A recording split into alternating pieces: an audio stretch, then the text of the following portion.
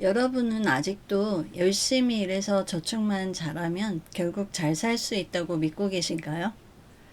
사실 예전에는 맞는 말이었을지도 모르죠.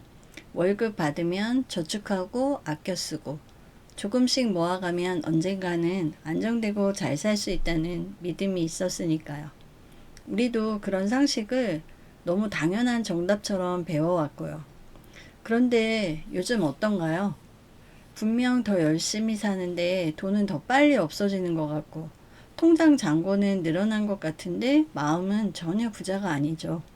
물가는 오르고 아파트 가격은 너무 멀어졌고, 나는 가만히 있었을 뿐인데 내 돈의 가치는 점점 약해지고 있어요.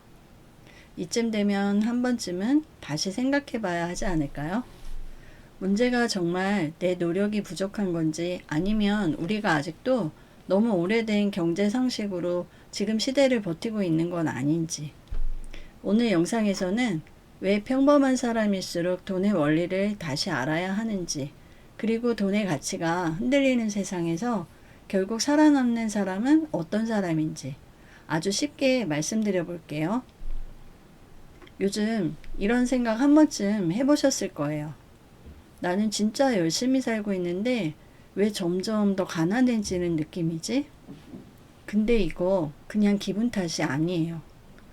요즘은 예전처럼 열심히 일하고 저금만 잘한다고 재산이 자연스럽게 늘어나는 시대가 아니거든요. 왜냐하면 내가 돈을 모으는 속도보다 세상 물가 올라가는 속도가 훨씬 더 빠르기 때문이에요. 월급은 조금 오르는데 밥값은 금방 오르고 마트 한 번 다녀오면 생각보다 돈이 너무 많이 나가고 집값이나 좋은 자산은 점점 더 멀어지고요. 이러니까 통장에 숫자는 찍혀 있는데 삶은 점점 더 팍팍하다고 느끼는 거예요. 예를 들어 보면 예전에는 100만 원으로 살 것들이 지금은 100만 원으로 다 못 사는 경우가 많죠. 이게 바로 돈 가치의 힘이 약해졌다는 뜻이에요. 보통 뉴스를 보면 물가가 몇 퍼센트씩 올랐습니다. 이런 숫자로만 보잖아요. 근데 실제 삶은 다르게 느껴져요. 매일 먹던 점심값이 오르고 커피값이 오르고 마트 다녀오는 비용이 점점 부담스러울 때 사람들은 그걸 몸으로 느껴요. 바로 인플레이션이에요. 겉으로는 내 돈이 그대로 있는 것 같지만 실제로는 살 수 있는 것들이 점점 줄어드는 거. 조금 무서운 이야기 같지만 역사적으로 이런 일은 계속 반복되어 왔어요. 100년 전 독일 하이퍼 인플레이션 시절에는 돈의 가치가 너무 빨리 떨어져서 사람들이 산더미 같이 쌓인 지폐보다 그 지폐를 담는 수레가 더 귀하다는 말까지 나왔어요. 그만큼 돈 자체보다 실제로 쓸 수 있는 물건, 진짜 필요한 자산이 더 중요해진다는 뜻이죠. 지금도 베네수엘라나 아르헨티나 같은 나라에서는 비슷한 일이 실제로 벌어지고 있고요. 그럼 왜 이런 일이 생길까요? 핵심은 단순합니다. 세상에 돈이 많이 풀리면 그 돈이 모두에게 똑같이 나누어지는 게 아니라 먼저 자산을 살 수 있는 사람들, 정보가 빠르거나 기회를 먼저 잡는 사람들이 좋은 자산을 먼저 가져가요.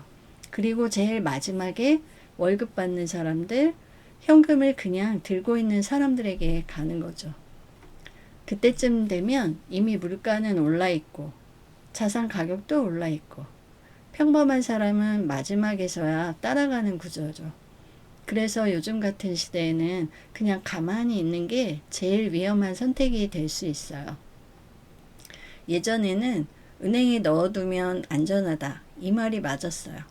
근데 지금은 안전하다고 생각했던 현금과 예금이 시간이 갈수록 구매력을 잃는 경우가 많죠. 여기서 질문이 나와요. 그럼 도대체 어떻게 해야 하는 거야? 예전부터 사람들은 돈의 가치가 흔들릴 때 지켜줄 자산으로 금, 부동산, 그리고 좋은 기업 주식을 얘기해 왔어요. 실제로 이런 자산들은 인플레이션이 왔을 때 잘 버티는 경우가 많았고요. 그런데 근래에 많은 사람들이 금, 부동산, 주식 말고 하나를 더 보기 시작했는데 바로 비트코인이에요.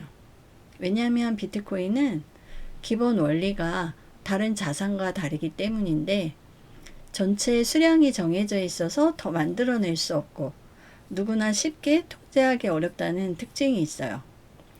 쉽게 말하면 더 이상 늘어나지 않도록 설계된 자산, 이렇게 볼 수 있는 거죠. 그래서 어떤 사람들은 비트코인을 단순한 투기 대상이 아니라 장기적으로 돈의 가치를 지키기 위한 자산으로 보기 시작한 거예요.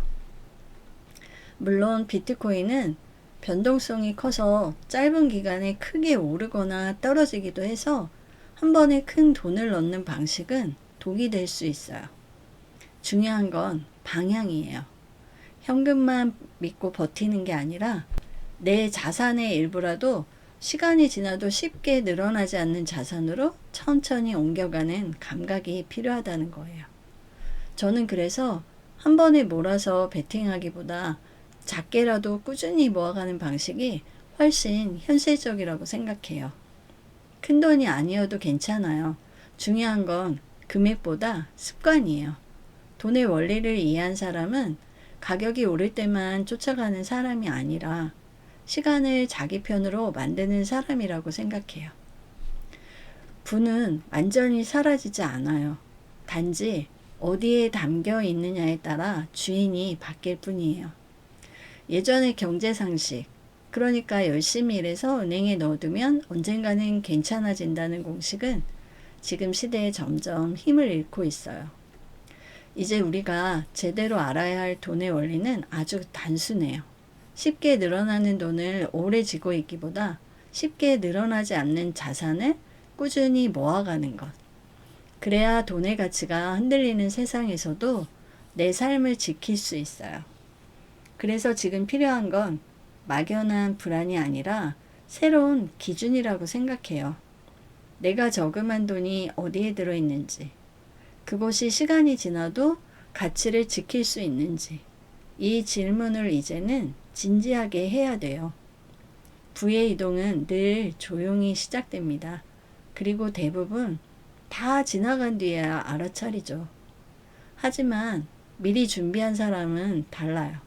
흐름을 이해하고 조금씩 움직인 사람은 결국 그 변화 속에서 살아남거든요. 오늘 동영상이 여러분의 잠든 경제 감각을 깨우는 계기가 되었으면 좋겠어요.